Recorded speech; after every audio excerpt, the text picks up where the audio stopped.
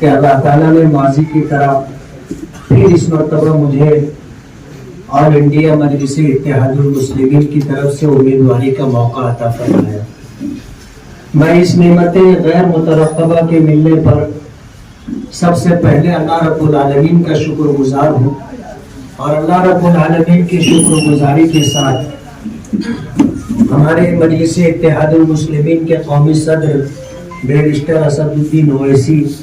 और उनके तमाम रफ़क़ा और ख़ास तौर पर शिमाली महाराष्ट्र के सदर अलहाज डॉक्टर खालिद परवेज़ साहब,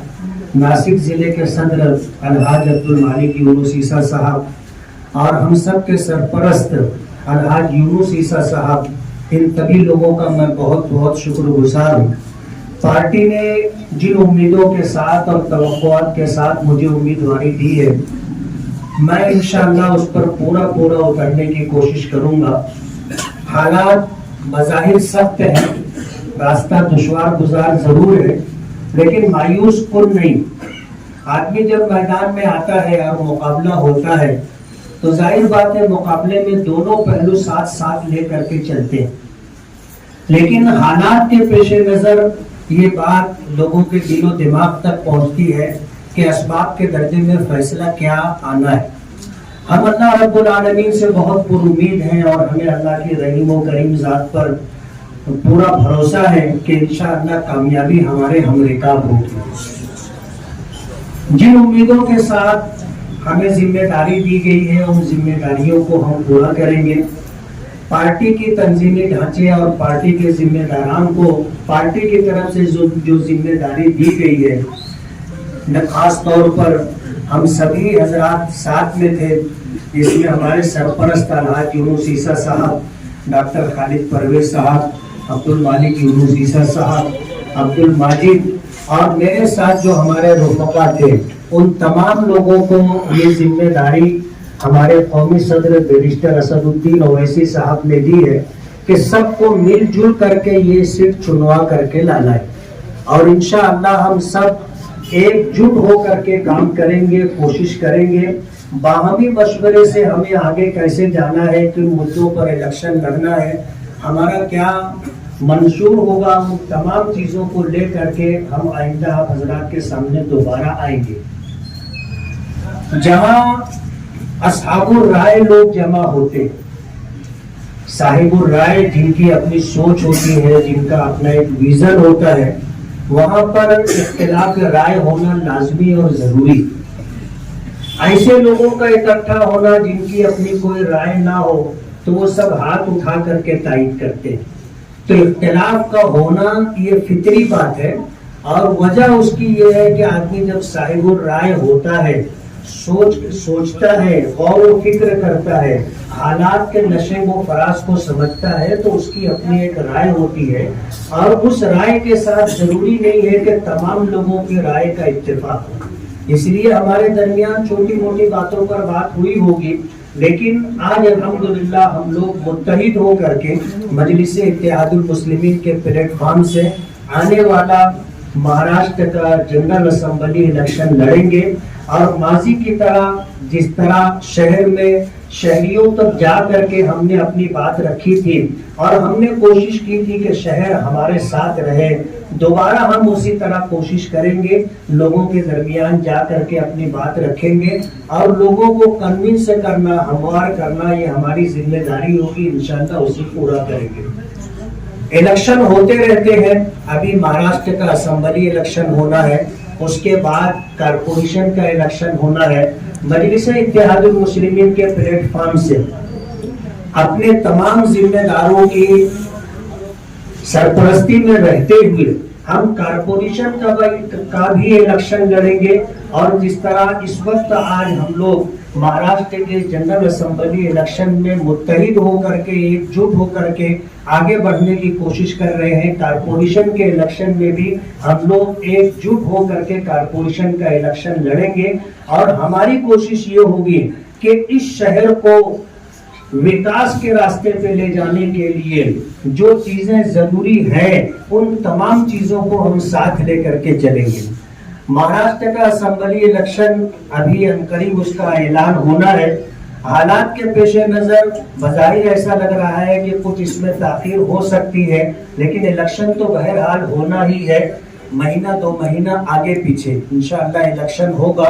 और इस इलेक्शन के बाद कारपोरेशन का भी इलेक्शन होगा। शहर के विकास के लिए जहां मालेगांव सेंट्रल हल्के से असेंबली में उम्मीदवार जाना जरूरी है, इसी तरह कारपोरेशन में भी मजलिस का इक्तदार जरूरी।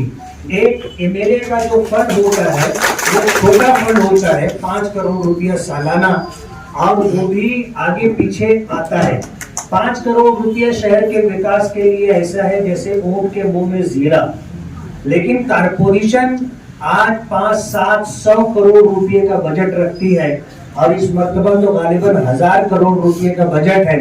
अगर कारपोरेशन का जनरल बजट मालेगांव के मूलभूत सुविधा के लिए, बुनियादी सहूलियात के लिए अगर सही तरीके से इस्तेमाल किया जाता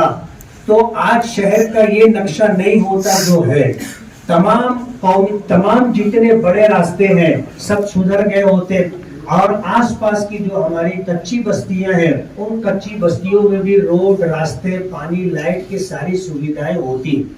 5 करोड़ रुपए में क्या हो सकता है आपने देखा, और 500 करोड़ रुपए में क्या हो सकता है आप उसका अंदाजा कर सकते हैं। अगर शहर को हम लोग विकास के रास्ते पर ले जाना चाहते हैं और शहर की तमाम बुनियादी सहूलियात शहरियों को मुहैया हो, उसके लिए जहां असेंबली में नुमाइंदा जरूरी है, इसी तरह कारपोरेशन में भी मजलिस का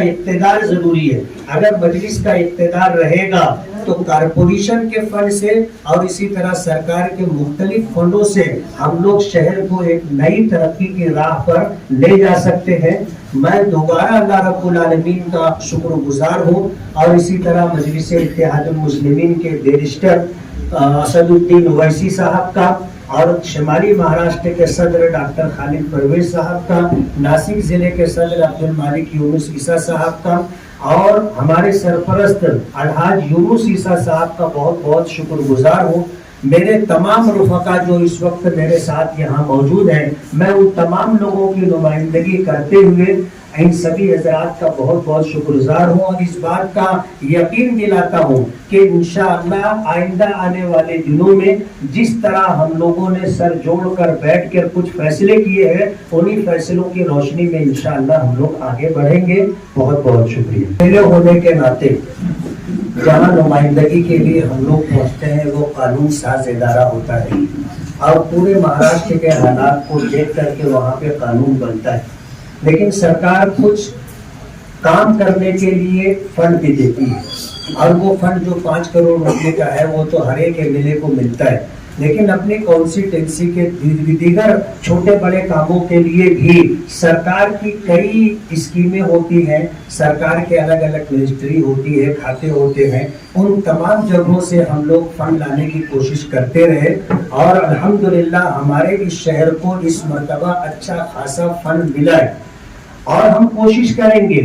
कि ज्यादा से ज्यादा फंड ला करके शहर को जो है विकास के रास्ते पर लेकर के जाएं। हमने शहर में जो काम किया है आज हम ही नहीं शहर के लोग भी इस बात को मान रहे हैं कि अल्हम्दुलिल्लाह शहर में काम हुआ है और होगा इंशाअल्लाह। 5 साल पहले आपके साथ और लोग जुड़े थे, अभी आपने कहा कि असाबुर राय जहाँ होते हमारे खिलाफ, तो उनके दूर होने की वजह में कुछ इख्तिलाफ है या फिर उन्होंने रास्ता अपना बना लिया, इस पर थोड़ी सी वजाहत कर देते। बहुत सारी चीजों की वजाहत इंशाअल्लाह हम लोग जलसे में करेंगे, लेकिन मैं आपको ये बात बताना चाहता हूँ कि आज हमारे सियासी तौर पर हमारा ये पहला कदम है और इंशाअल्लाह आइंदा आने वाले दिनों में देखोगे कि छोटी मोटी बातों को लेकर या किसी वजह से नाराजगी है, जो साथी हमसे दूर हो गए इंशाअल्लाह वो सब वापस आएंगे। अभी जैसा कि आप लोगों को मालूम होगा कि मुल्की सतह पर जो है वक्फ तरमीमी बिल का मामला ये जो है बहुत ज़्यादा यानी सीरियस है और इसके लिए बैरिस्टर असदुद्दीन ओवैसी साहब ने पार्लियामेंट में भी बहस की और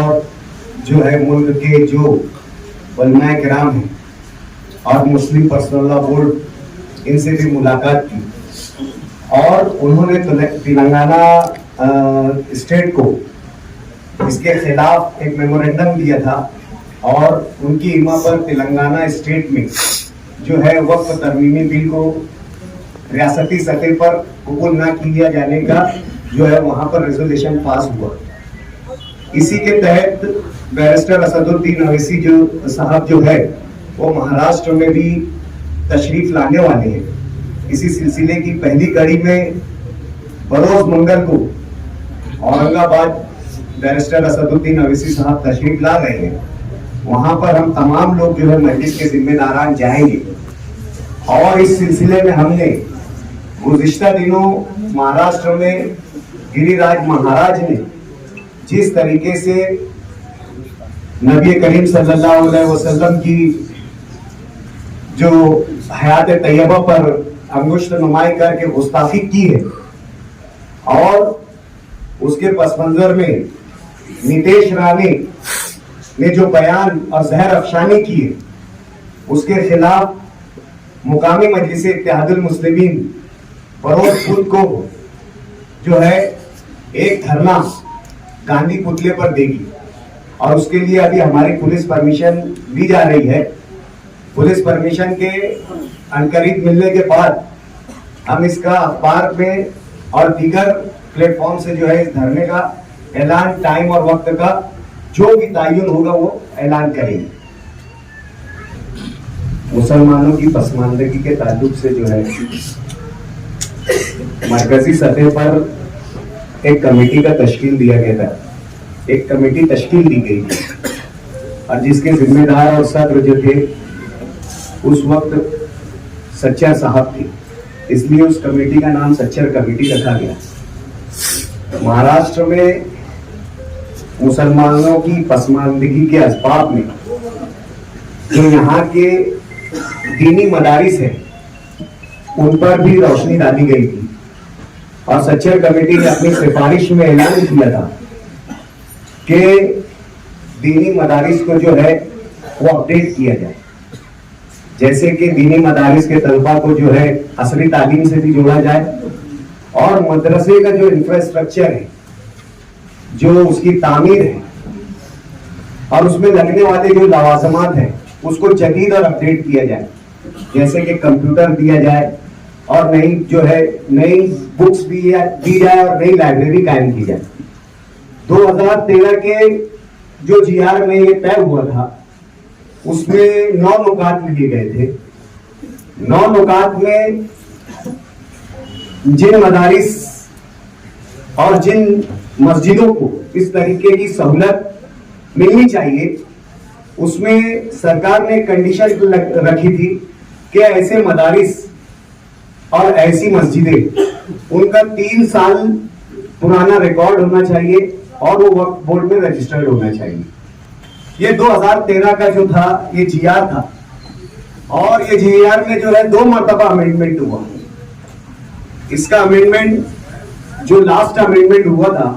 वो दिसंबर 2022 में हुआ था, दिसंबर 2023 में हुआ था। उसमें भी 9 नुकात थे और 9 नुकात में जो है